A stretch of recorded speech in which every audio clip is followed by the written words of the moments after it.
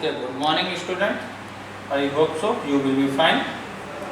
So again we are discussing about operators in C++. Inside the previous video ये 3 operators को हमने discuss किया था, arithmetic, relational and logical.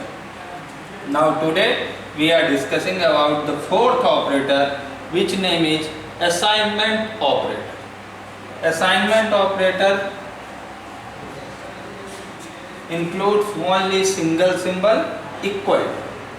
Assignment operator is used to assign any value inside any variable or constant.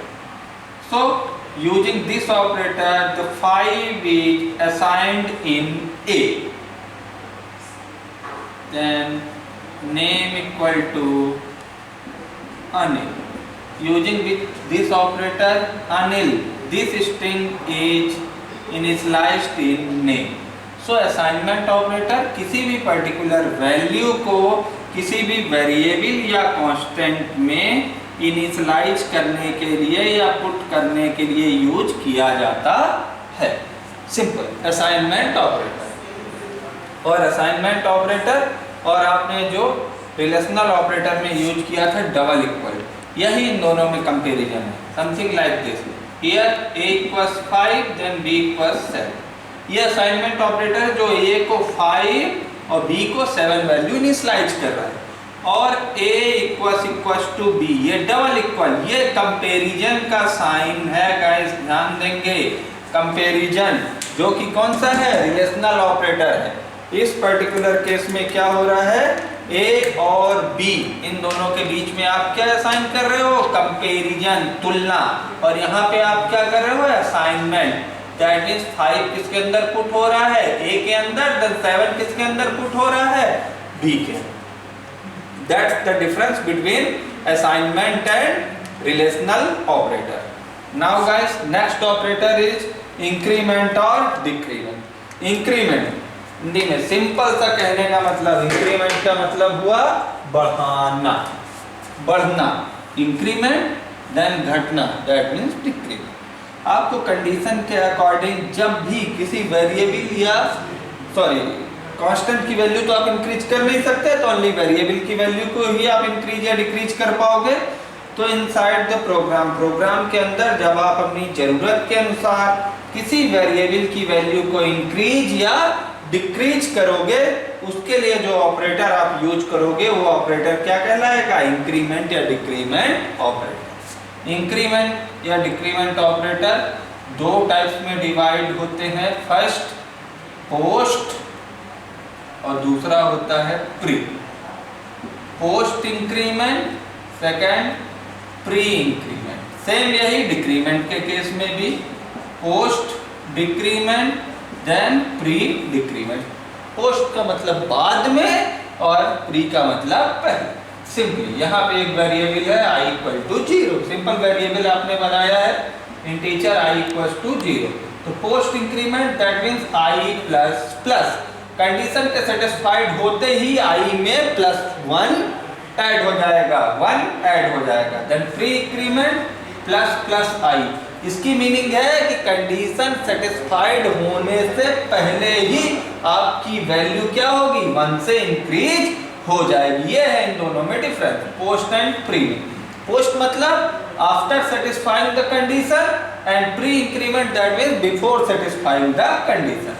Post decrement का भी procedure बिल्कुल same guys, i minus minus then minus minus i. आप program में इनका use कीजिए कर सकते हो. अच्छा, कई जगह पे आप लोगों को सिंगल इंक्रीमेंट ना करके एक से ज्यादा इंक्रीमेंट करना है, तो इसके लिए आपको डायरेक्टली वैल्यू लिखनी पड़ेगी. क्लियर? दैट मींस इस केस में क्या हुआ, हर पर्टिकुलर स्टेप के बाद i की वैल्यू में 2 increment, i plus 5. Her step के बाद i की वैल्यू में क्या होगा, 5 इंक्रीमेंट. ये प्रोसीजर है गाइस. इस प्रोसीजर को भी आप फॉलो कर सकते हो.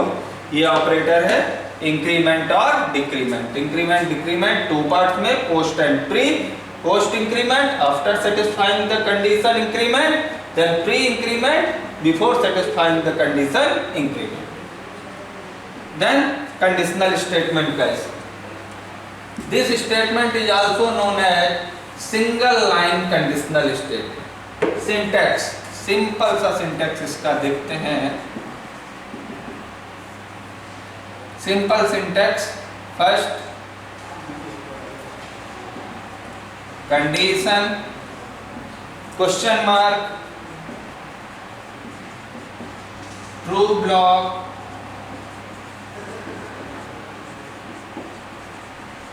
Colon false. That means single line conditional statement में ये इसका सिंटेक्स है. फर्स्ट केस में condition, then true block, that means one line statement when the condition is true.